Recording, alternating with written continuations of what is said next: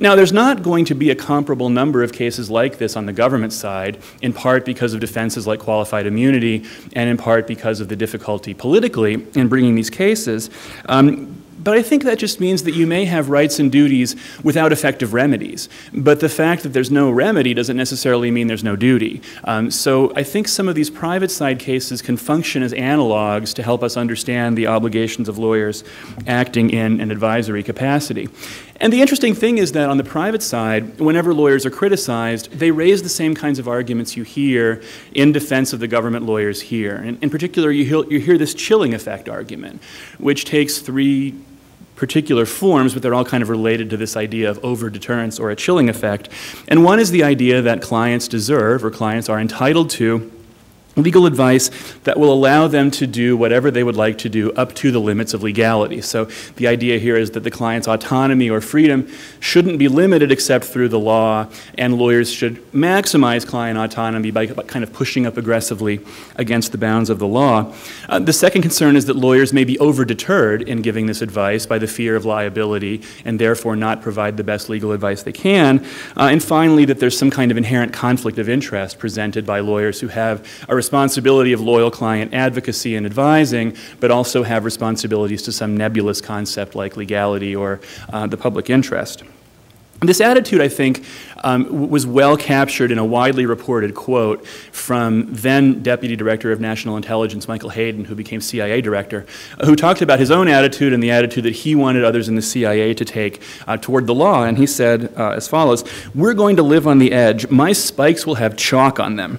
We're going to be pretty aggressive within the law. As a professional, I'm troubled if I'm not using the full authority allowed by the law." This is the public choice piece of this unholy alliance between public choice theory and critical legal studies. This is the idea that it's interests, client interests, that are in the driver's seat for lawyers normatively, not something else like client legal entitlements. And the question for us as legal ethics scholars is, what's wrong with that? Isn't that what lawyers do? Isn't the role of lawyers to provide creative and aggressive legal advice?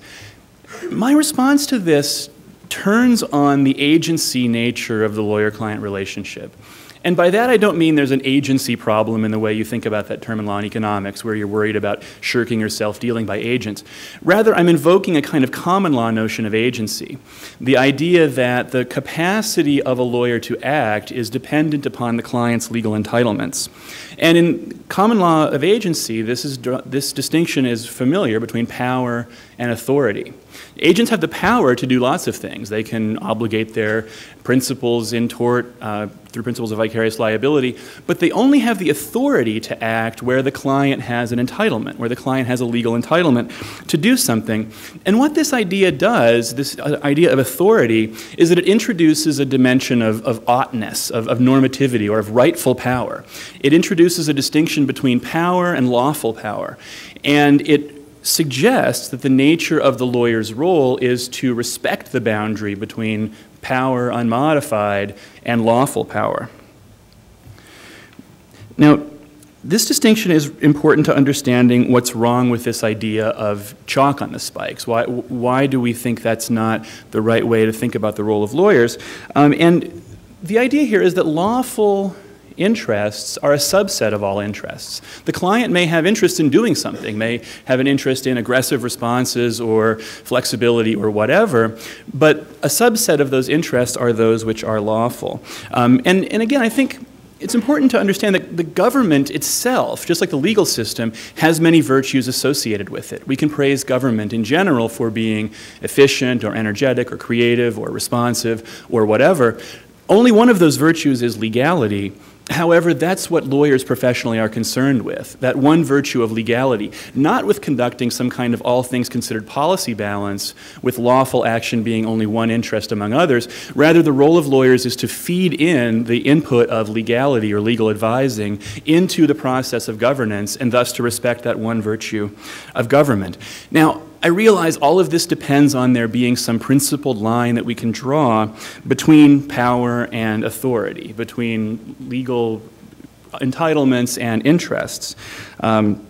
And, you know, lawyers understandably worry about politicization in this respect. They worry about being judged in hindsight for having given advice ex ante, which someone subsequently comes to disagree with and has power.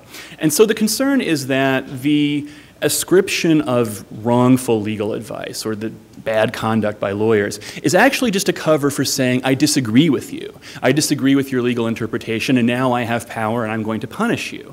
That's the politicization critique, and I think it's something that we should really take seriously. I think it's a real problem. But this now brings in the critical legal studies piece of the unholy alliance. This is where we start worrying about legal determinacy. And I find it kind of odd to be at the Federalist Society conference and talking about critical legal studies and determinacy. I mean, I thought y'all were for legal determinacy. But the point is, it's essential to understanding lawyers' ethical obligations that we have a view about the objectivity and determinacy of the law.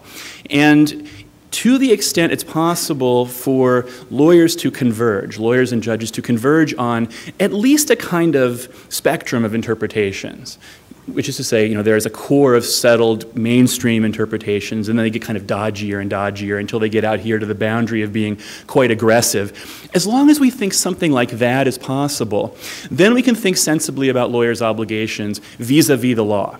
We can ask whether lawyers in a counseling or advising capacity are permitted to offer any old interpretation, or whether they have to take something closer to the core of settled interpretations that lawyers and judges would regard as better. There's room for disagreement. There's room for good faith argumentation here. There's flexibility built in, but we at least can expect lawyers to aim closer to the center or not. And that's the ethical question that I would put to lawyers. How close do we expect lawyers to aim at the center? And my claim is that in the compliance counseling context, lawyers have an ethical obligation to offer advice that is close to the mainstream, that is close to the core. And to the extent they depart from this, they have to do so with lots of disclosure to their client about the non-mainstream nature of this advice and lots of information about the risks the client will be taking if the client chooses to rely on that advice. Now, I think this has to be the answer to what Rule 2.1 means, because it talks about candid advice and independent judgment.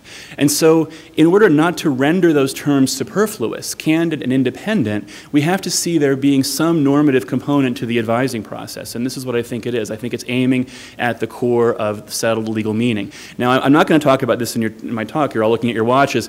But you could go through any given legal issue as to which the government lawyer's legal advising has been criticized, and unpack the nature of the advice and look at the law and say, what do we think of that advice? Was it good legal advice or not?